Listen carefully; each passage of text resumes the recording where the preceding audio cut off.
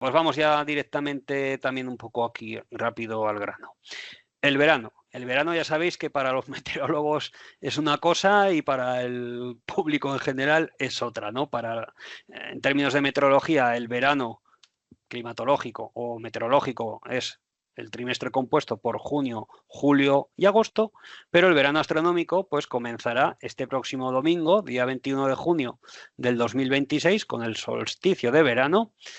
Comenzará a las 9:24 de la mañana, hora peninsular, 8:24 en Canarias. Y terminará el 23 de septiembre, o sea que durará pues un poquito más de 3 meses, la estación estival astronómica. ¿De acuerdo? Bueno, por dicho esto, vamos a ver qué ha pasado con la primavera del año 2026. Vamos a ver qué carácter ha tenido tanto en temperaturas como a precipitaciones. Bueno, pues empezamos por las temperaturas y resulta que la primavera del año 2026 ha sido extremadamente cálida. Extremadamente cálida. Ha tenido una temperatura media en la península de 14 grados, que es nada menos que 1,6 grados más de lo normal. Esto es lo que le confiere el carácter extremadamente cálido. En Baleares ha sido una primavera cálida. En Canarias, por el contrario, ha sido una primavera de carácter frío. Ha sido lo contrario en Canarias que en el ámbito de la península y Baleares. Y basta con ojear un poquito el mapa para darnos cuenta de que, especialmente en el centro y norte de la península, bueno, pues estas temperaturas han estado por encima de lo normal a lo largo de la estación. Geográficamente vemos que sobre todo el centro y norte peninsulares han sido las áreas con temperaturas más altas de lo normal. En cuanto a los meses, marzo empezó con características normales. La temperatura media de marzo, pues yo creo que clavó el promedio de ese mes o fue, si acaso, una décima por encima, pero básicamente estuvo en temperaturas muy próximas al promedio. En cambio, abril, pues fue el abril más cálido de la serie histórica.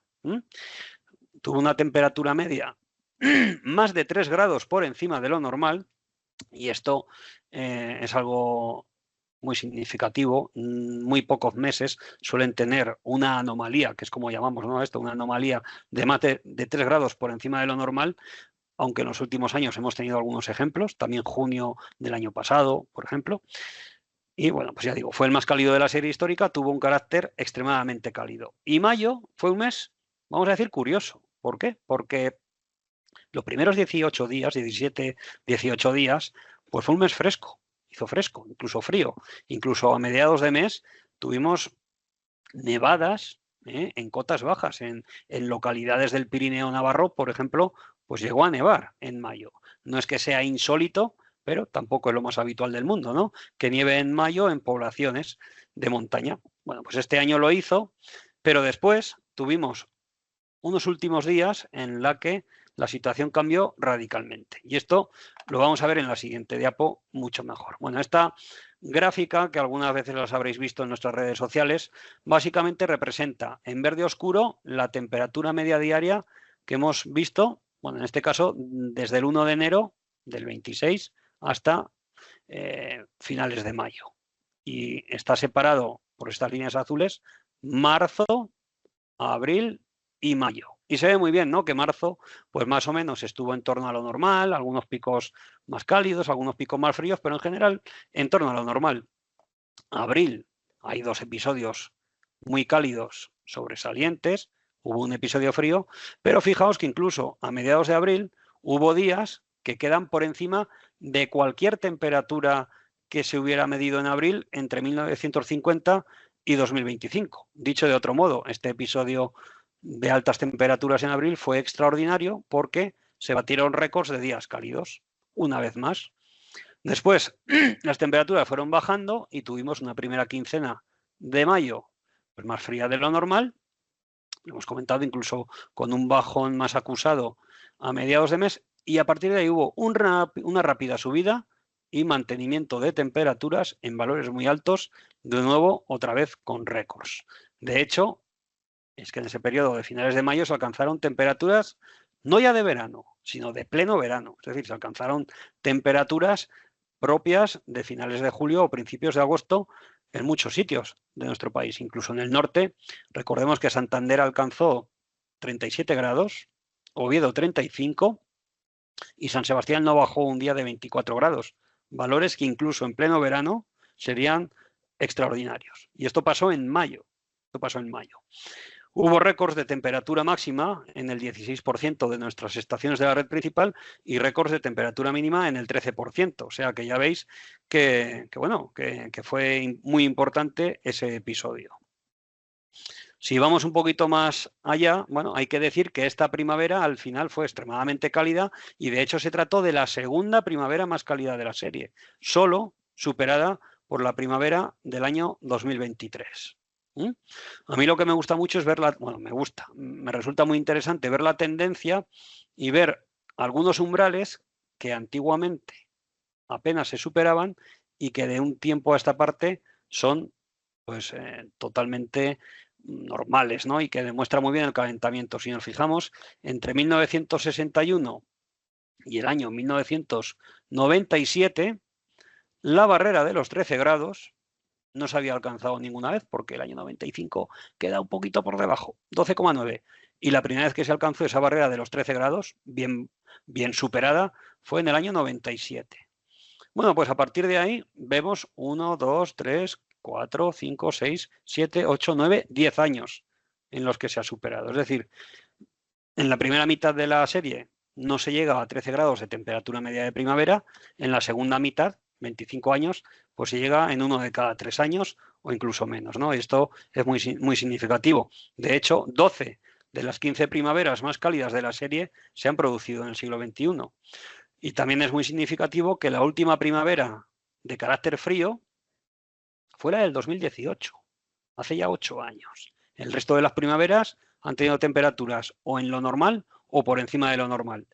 Y pasa lo mismo con cualquier estación del año. Desde la primavera del 2018, han pasado 8 años ya, no hemos tenido ni una sola estación del año fría. Todas han sido normales o mayoritariamente más cálidas de lo normal. Esto es muy significativo.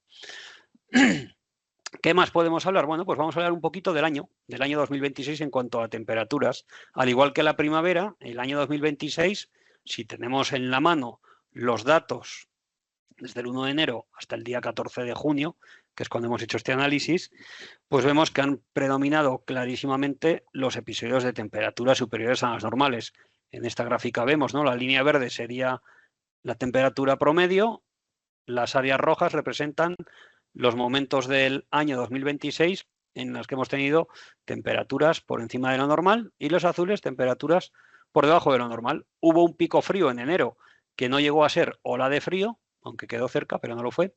Y luego es destacable, ¿no?, esa primera quincena de mayo más fría de lo normal. Pero luego, desde luego, han dominado con notable autoridad, por así decirlo, los episodios de temperaturas superiores a las normales. De hecho, bueno, hemos tenido 2 meses, enero y marzo, normales. Febrero y mayo han sido muy cálidos y abril, ya lo he comentado, fue el más cálido de la serie. Junio, por ahora, está siendo muy cálido, aunque lo peor, ya adelanto, que está por llegar en este sentido. Así pues, el año 2026, entre el 1 y el 14 de junio, si cogemos todos los 1 de enero, pone ahí 1 y 14 de junio, pero es entre el 1 de enero y el 14 de junio, si cogemos todos los 1 de enero a 14 de junio, desde 1961 hasta 2026, el de 2026 es el más cálido de la serie. Supera pues a 2024, a 2017, que estaban empatados y que hasta ahora eran los más cálidos. Así que esta casi primera mitad de año 2026 es la más cálida de la serie y sigue la tendencia pues, de los últimos 4 años que ya hemos comentado. De hecho, es la primera vez que se supera el promedio de 13 grados en este periodo. Bueno, pues es una muestra más de esta tendencia al calentamiento que no para y que en cada informe y en cada rueda de prensa que damos, pues sale. Y ahora ya nos centramos otra vez y hablamos de las precipitaciones. Bueno, la primavera, al contrario de la del año pasado, la primavera del 2026 ha sido una primavera seca. Ha llovido menos de lo normal. En la península se han acumulado 134 litros por metro cuadrado y eso se queda solo en el 75% de lo normal. O dicho de otro modo, ha llovido un 25% menos de lo que es normal que llueva en primavera. En Baleares sí que estuvo en torno a lo normal, Y Canarias, que este año, como estamos viendo, en primavera ha ido, entre comillas, a su bola. Es verdad, ¿no? Es una zona geográfica diferente a la península y Baleares. Bueno, pues en Canarias la primavera ha sido extremadamente húmeda. De hecho, ha sido allí la primavera más lluviosa de la serie histórica. Ha llovido 3 veces y media más de lo normal. Y buena parte de esta lluvia fue asociada en el mes de marzo a la borrasca Terés, que fue muy duradera y dejó mucha lluvia, también nieve en las cumbres del archipiélago canario. Bueno, si vamos a la distribución geográfica, pues vemos un poquito lo que pasa siempre, ¿no? Que hay heterogeneidad. Entonces, esta primavera ha sido claramente más seca de lo normal en el noroeste de la península, en Galicia, oeste de Asturias, de Castilla y León, en Extremadura, en Andalucía. Buena parte de Andalucía ha sido una primavera seca, en zonas del nordeste y del centro. Y por el contrario, hay algunas manchas pues, de más lluvias de lo habitual en el Valle del Ebro, en puntos de la meseta norte, en el sureste, fundamentalmente, ¿no? Y estas precipitaciones, pues sobre todo asociadas a tormentas. Bueno, Canarias ya vemos, ¿no? En Canarias extremadamente húmeda y en Ceuta y Melilla, pues también una primavera seca. Por meses, marzo fue un mes normal. Aquí vamos a ver un dato que igual os llama la atención, pero yo lo explico, ¿eh? En marzo las lluvias quedaron en torno al 82% de lo normal y fue normal. Una primavera, un marzo con lluvias en torno a lo normal. Abril, en el que las lluvias quedaron en torno a un 58%, fue un mes muy seco. Y mayo, con un 85%, fue un mes seco. Y entonces aquí la pregunta que alguno haríais con muy buen criterio es, oye, ¿y por qué marzo con un 82% fue normal y mayo con un 85% fue seco, siendo 82 menos que 85, ¿no? Bueno, pues esto se explica por la variabilidad que suele haber cada mes. Quiere decir, en marzo, la variabilidad, la cantidad de lluvia que cae de un año a otro, cambia muchísimo. Hay meses de marzo en los que llueve un montón, que llueve muchísimo, y hay otros marzos en los que apenas llueve. Entonces esto hace que la horquilla de lluvias varíe mucho, y al hacer el análisis, si te llueve el 82%, pues eso queda dentro del rango de lo normal. En cambio, en mayo la horquilla se estrecha un poco, es decir, que la cantidad de lluvia que cae de un año para otro no varía tanto, y por lo tanto, ya con un 85%, aunque es más que un 82%, pues resulta que el carácter que se le confiere al mes es de carácter seco. Bueno, pues esto en climatología es así, ¿no? Y se basa mucho para dar este carácter, pues en función de qué ha pasado los años anteriores. Por eso a veces puede sorprender ¿no? Estos datos que ofrecemos aquí. ¿Qué hay que decir? No, que no hay una tendencia clara en cuanto a lluvias en las primaveras de España. Vemos el gráfico y nos quedamos un poco igual, ¿no? Ya se ve que hay años en los que llueve mucho y hay años en los que llueve poco. Así son las lluvias en España. Y bueno, pues el año pasado ya decíamos que fue la quinta primavera más lluviosa de la serie histórica, pero este año pues ha tocado una primavera más seca. Eso sí, recordemos que en enero y febrero llovió mucho. Eso lo vemos en la siguiente diapositiva. De momento, nos quedamos con que ha sido la 14ª primavera más seca de la serie histórica y la 7ª más seca del siglo XXI. ¿De acuerdo? Pero ahora lo que vamos a ver es qué ha pasado en el año 2026. Hemos visto antes qué había pasado con las temperaturas, pues ahora vamos a ver qué ha pasado con las lluvias. Bueno, pues desde el 1 de enero hasta el 11 de junio, que es cuando hemos hecho el análisis para las lluvias, en esos 5 meses y pico, se han acumulado en el conjunto de España 380 litros por metro cuadrado. Esto es un 25% más de lo normal. Es decir, llevamos un año muy húmedo, de enero a 10 de junio. Si os dais cuenta, hemos dicho que la primavera ha sido seca. Y en lo que llevamos de junio, quitando algún tormentón que ha podido caer puntualmente, tampoco es que haya llovido mucho. Entonces, ¿qué ocurre aquí? Pues ocurre que tuvimos un comienzo de año extraordinario en cuanto a lluvias. Si nos acordamos del famoso tren de borrascas, 12 borrascas, entre el 29 de diciembre y finales de febrero, una borrasca de gran impacto cada 5 días de promedio que dejó una cantidad espectacular de lluvia en España. Y así el bimestre enero-febrero de 2026 fue el inicio de año, contando con esos 2 meses, el inicio de año más lluvioso en España desde 1979. Ya 47 años, que no empezaba un año con tanta lluvia. Pero ahí paró y la primavera ha sido seca y junio lo está siendo y estamos viviendo de la renta todavía de aquel arranque espectacular de año, ¿no? Y todo esto está en consonancia con lo que ya he comentado en la parte previa del informe sobre el estado del clima, de que parece que las lluvias se concentran más en periodos más cortos de tiempo y las situaciones de sequía pues parece que duran más. Esto, desde luego, encaja, ¿no?, en ese escenario. Y bueno, pues si vemos un poquito, las zonas con más lluvias han sido el sur peninsular, recordemos las lluvias muy cuantiosas en el entorno de Grazalema, también en otras zonas del sur de Castilla-La Mancha, del nordeste de Andalucía. En general, pues bueno, ha sido más lluviosa de lo normal en casi todo el país, salvo en puntos del norte de la Comunidad Valenciana y de zonas próximas de Teruel, salvo en Baleares y salvo en la cornisa cantábrica. En Canarias, una primera mitad de año casi, también muy lluviosa.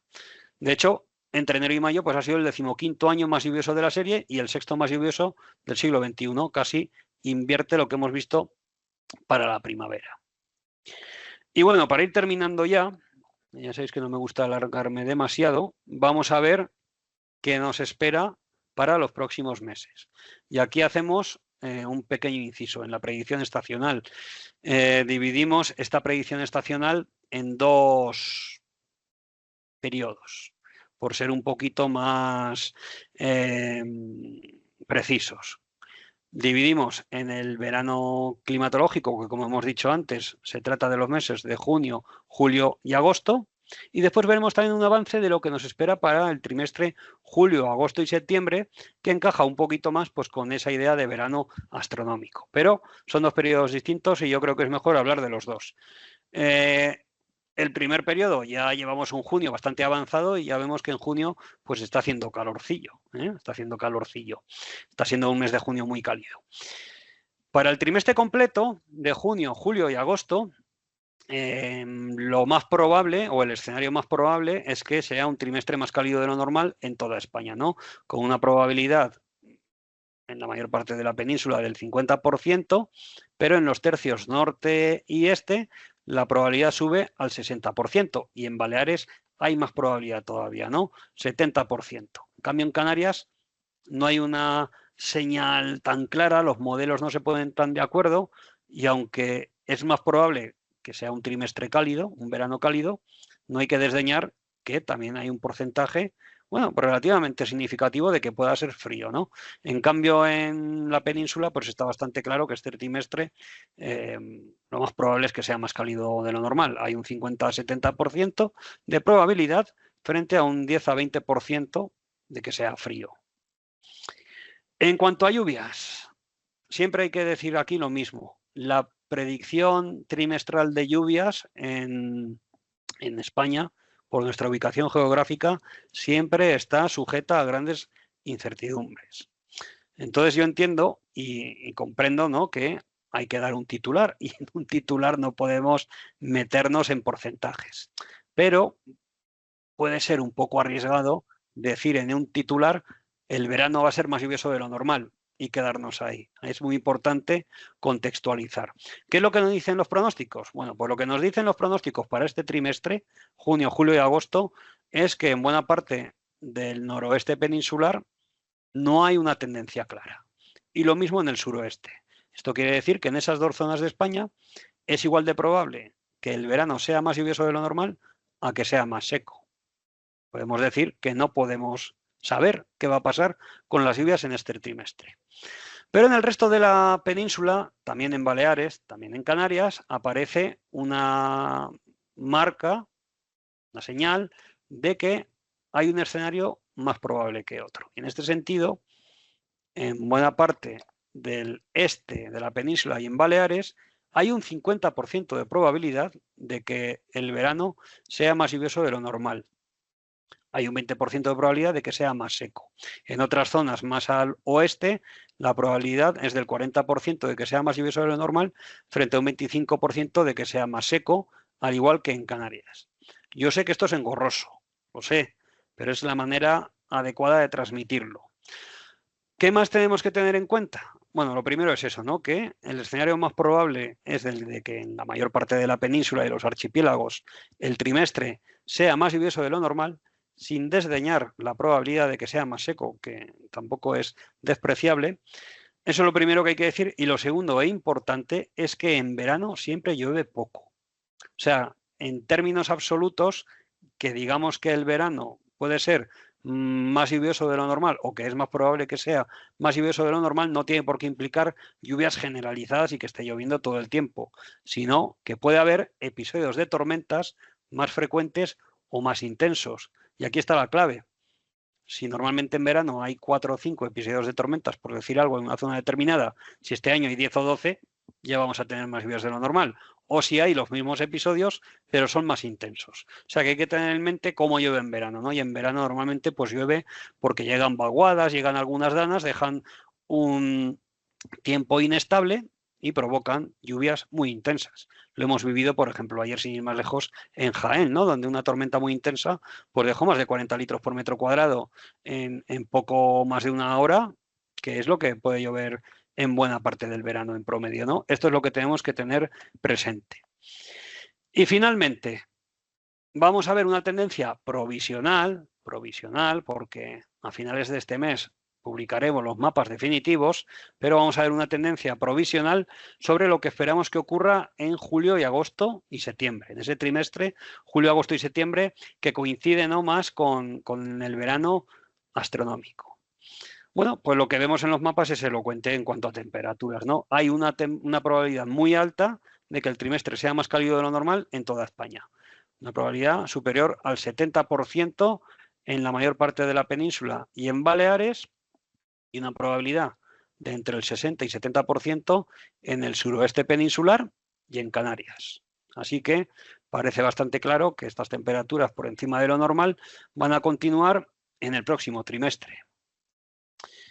Y en cuanto a las precipitaciones, insisto, la incertidumbre siempre hay que tenerla presente con las lluvias. Es una predicción provisional, pero por ahora lo que los modelos de predicción nos dicen es que otra vez en el norte de la península o en el noroeste, mejor dicho, no hay una tendencia clara y no podemos saber si será un trimestre más lluvioso o más seco de lo normal, mientras que en el resto de la península, la mayor parte de la península y en los archipiélagos sí que se observa una mayor probabilidad, una mayor probabilidad de que el trimestre pueda ser más lluvioso de lo normal. Incluso es más probable en estas zonas del sureste de la península, donde la probabilidad alcanza el 50-60%, y en las Islas Canarias orientales. Al igual que hemos dicho para el trimestre previo, esto se debería sobre todo a episodios de tormentas. No es que vaya a estar lloviendo continuamente en julio, agosto y septiembre, pero bueno, ya podría ser más probable que tuviéramos esa presencia de vaguadas o danas que inestabilizan la atmósfera y que dejan lluvias pues intensas en un corto espacio de tiempo. Y bueno, pues esto es un poco lo que os teníamos que contar en esta rueda de prensa un poquito especial, porque hemos juntado dos cosas. Pero ahora, si todo ha quedado más o menos claro o no, pues abrimos el turno de preguntas y lo mismo os digo, podéis preguntarlo a través del chat o directamente abrir la cámara y micro y preguntar. En el chat ya tienes preguntas, ¿eh? Sí, pero lo que pregunta Carmen lo acabamos de contar, ¿no? Sí, vale. Pues quería preguntar por la predicción, si tenéis algo de detalle para el verano meteorológico de astronomía. Ah, en Madrid. Bueno, eso yo te remitiría a nuestros compañeros de la delegación territorial en Madrid, ¿no? Que son los que tienen más información, pero bueno, en el marco general de lo que va a pasar en España, pues igual, ¿no? Para el centro peninsular se espera esa situación de temperaturas probablemente superiores a las normales a lo largo del verano y probablemente también un escenario más probable de más tormentas de lo habitual que podría derivar pues en un verano con más lluvias de lo habitual, ¿no? Siempre con las debidas reservas. Y también hay que tener en cuenta una cosa que comento, aunque la probabilidad de verano más cálido de lo normal es muy alta, eso no quita, puede pasar que a lo largo del periodo podamos tener periodos con temperaturas frescas o suaves o por debajo de lo normal. Siempre cuando hablamos de un trimestre hacemos ese pronóstico para el conjunto, pero a lo largo del trimestre pues puede haber periodos con más fresquito, alivios. Esperemos que así sea. Vale, espero haber contestado a Carmen Lavallen y ahora tenemos aquí a Valentina Rafio, ¿no? La siguiente pregunta del periódico. Dice Valentina, se habla de la llegada del Niño. ¿Cuándo se esperan los efectos en España en cuanto a posible aumento de temperaturas? Y luego también, ya que está ahí preguntando Valentina, y otra pregunta, varias agencias hablan ya de la llegada de una ola de calor a partir del domingo, un 2x1. El niño ya está aquí. Ese es un poco el titular que podríamos decir. No, bueno, el niño ya sabéis que es un fenómeno acoplado oceánico atmosférico que sucede en el Pacífico ecuatorial. Qué lejos, ¿verdad? Pero qué importante es. Fijaos cómo está todo conectado, que algo que sucede a miles de kilómetros de aquí, pues está en boca de todos, ¿no?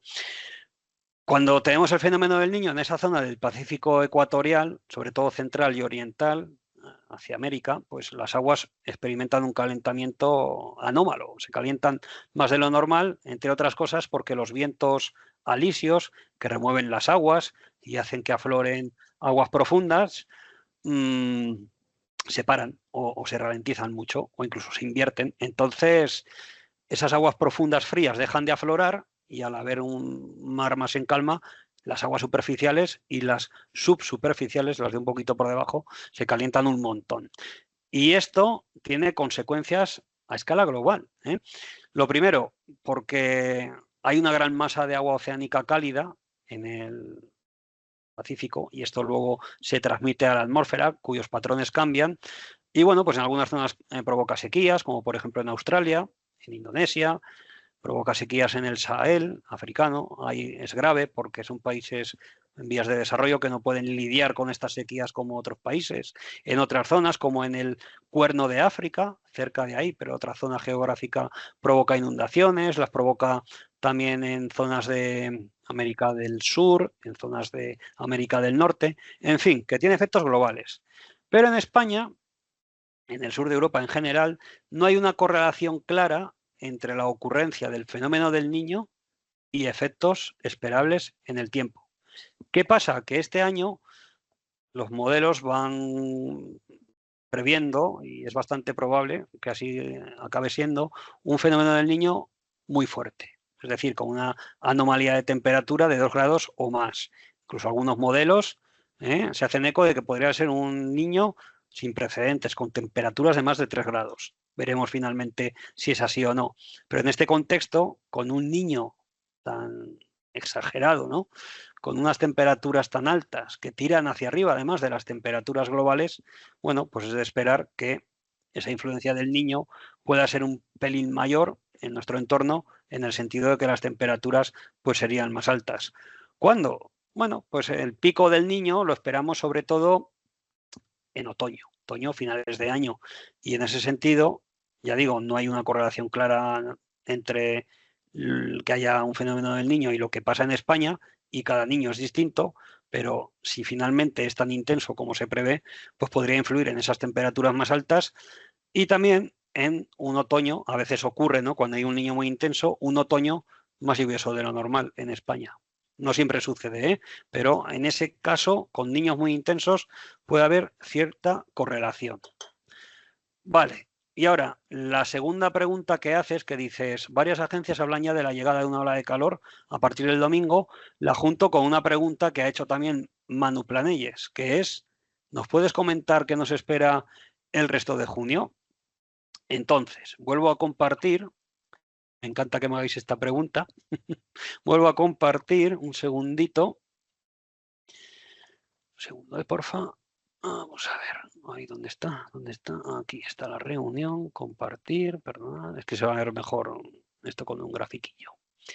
con un grafiquillo que está aquí. ¿Lo estáis viendo? Sí, sí se ve. Vale, gracias. Bueno, un gráfico, bueno, lo pusimos ayer en las redes sociales, en el que la línea verde representa la temperatura media que hemos observado hasta ayer o hasta antes de ayer en junio. Ya vemos que casi toda está, menos un día, por encima de lo normal. En puntitos, la temperatura que prevemos para estos próximos días. ¿Qué vemos? ¿Qué prevemos? Bueno, pues que a partir del día 20, sábado o domingo, estas temperaturas van a ser extraordinariamente altas para la época del año. Dicho de otra forma, es probable que a partir del domingo y durante unos cuantos días más de la próxima semana, todavía difícil de precisar, es probable que la temperatura media de España en su conjunto sea más alta que en ningún otro día de estas mismas fechas desde 1950. O sea, que esperamos un episodio de temperaturas extraordinario para la época del año. Y sí, probablemente sea la primera ola de calor del verano. De hecho, perdonad que les comparto, de hecho, os adelanto que, bueno, yo mismo he adelantado en el audio que envío a los medios de comunicación que es probable que estemos ante la primera ola de calor del verano. Por eso hay agencias y también el país, ¿no?, que ya han hablado de ello.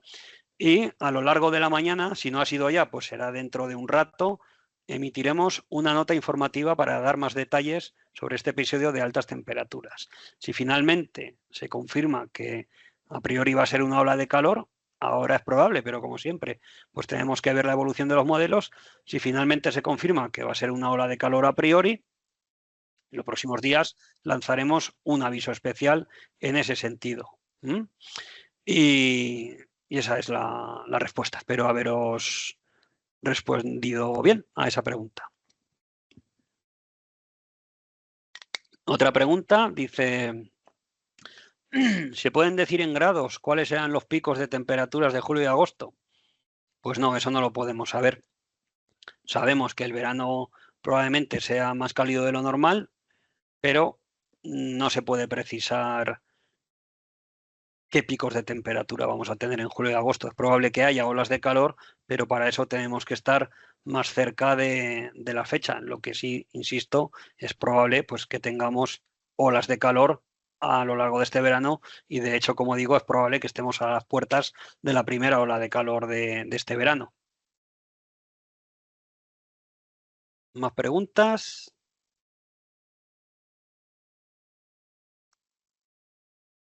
Pues si no hay más preguntas, solo queda daros las gracias a todos y todas por haber asistido a esta rueda de prensa un poquito especial, más larga de lo normal. Gracias por vuestra paciencia. Y como digo siempre, estamos a vuestra disposición para resolver pues, las cuestiones que queráis. Enseguida se lanzará también, si no se ha hecho ya, una nota de prensa sobre esta balance estacional y la predicción para el verano y también publicaremos contenidos en las redes sociales. Y nada, solo me queda agradecer a Maritrini Bueno y a Alejandra Oliva su apoyo para la celebración de la rueda de prensa y lo dicho, muchas gracias. Feliz verano y esperemos que no sea demasiado caluroso.